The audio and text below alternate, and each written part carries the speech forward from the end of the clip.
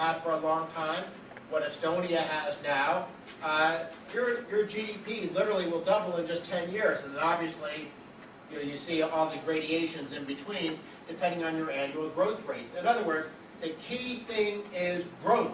If you have more economic growth, if you're growing at 7% a year and your economy doubles in 10 years, everyone is getting a bigger slice because the pie is so much bigger. But if you have a slow growth, stagnant economy with high taxes and a lot of wasteful government spending and intervention and regulation, that economy is going to be very stagnant. And people are naturally going to become more resentful to each other. And they're going to focus on, well, I want to take what he has. And I'm going to use the power of the state to take money from that person and give it to me. When there's no opportunity, when there's no growth, people begin to look at their neighbors as victims to be exploited, rather than fellow free people to cooperate with and to prosper with. And so the goal has to be, or at least it should be, faster economic growth. Now, of course, this gets us to our key philosophical and economic questions. What's the appropriate role of government, and how should it be financed?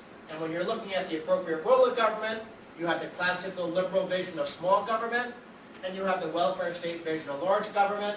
And then, whatever size government you pick, you then have the issue of how it should be financed. A broad-based, low-rate tax system, or a tax code as a tool of social policy and redistribution. Now, this is not a trivial distinction. You can have a welfare state with a flat tax. Iceland does that. Iceland's flat tax rate is 35.7%. Their flat tax rate is higher than the highest tax rate in the U.S. tax system. So I guess in some sense, I'm glad Iceland's on my list. I want more countries. I want to go from 24 to 25 to 26.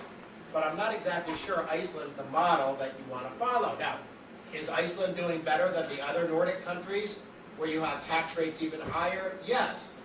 But if I have a choice between the 35.7% flat tax in Iceland and the 15% flat tax in Hong Kong, I have a pretty easy choice to make.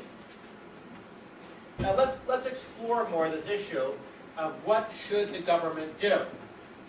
In the classical liberal or libertarian or American Constitution vision of what government should do, it's going to focus on these core public goods that I mentioned earlier, things like national defense, legal system, public safety. Unfortunately, even in the United States, governments stray away from those core functions. And when they stray away from those core functions, it means the burden of government is getting bigger, which means that the tax rates have to be higher, but it also means that governments tend to become less competent.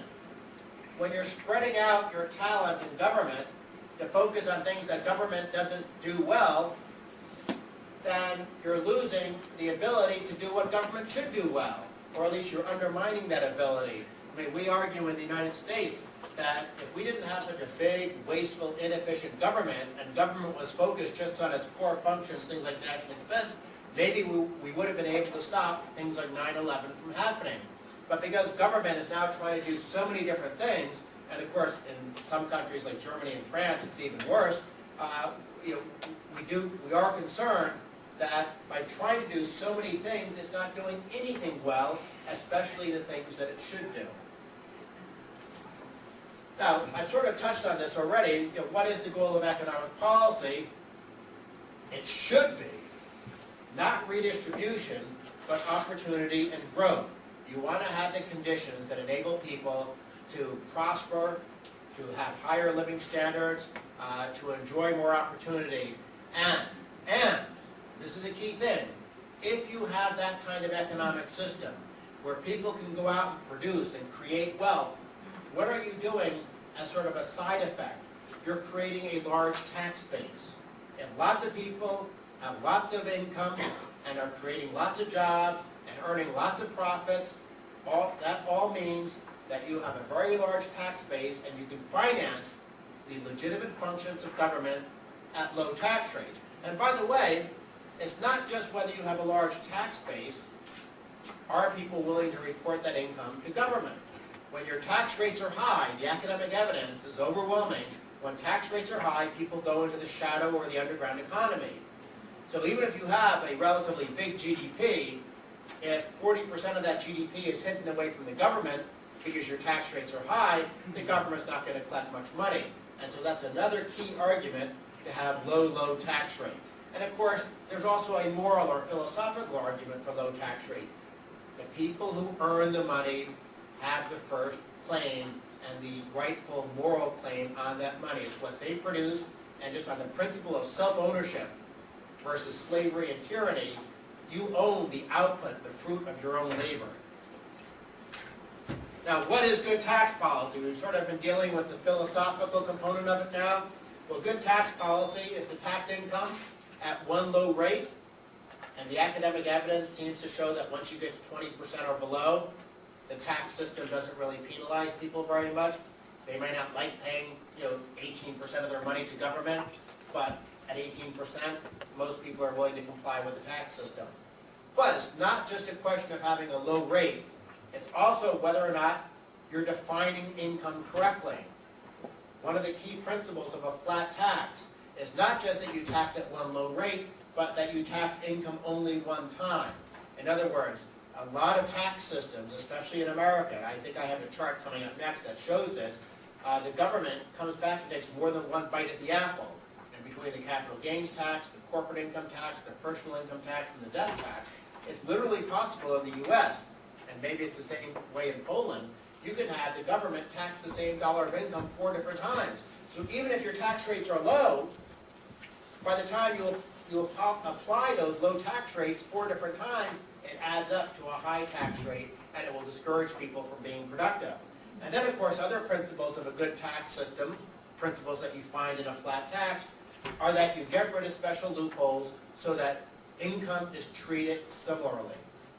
One low rate, only one time, and no discrimination on the use of income, no discrimination on the source of income, no discrimination on the level of income, and of course, the tax system should be territorial.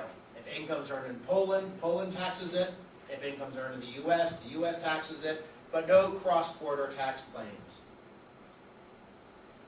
Now, why do you want to have a low tax rate? This is very simple, and politicians actually understand this when it suits their purposes. You want to have a low tax rate because the tax rate is the price that the government is imposing on whatever's being taxed. Now, interestingly, if you look at the political debates in parliaments and congresses and in places like that, they're always saying, we need higher taxes on tobacco. Why? Because we want to discourage people from smoking. Now, as a libertarian, I don't really think it's the government's job to try to control our private lives, but you know what? I give the politicians an A+ for economics, because they're right. The more you tax something, the less you get of it. My complaint with the politicians is that they're very selective in applying that economic lesson. They understand that higher taxes on tobacco will discourage smoking. Why don't they understand that lesson when we're talking about taxes on work, saving, investment, risk-taking, and entrepreneurship? You want to have low tax rates on productive behavior. These are the things that give you more GDP. If you have more work, more saving, more investment, your GDP grows up and you have higher living standards. And yet, what do politicians do?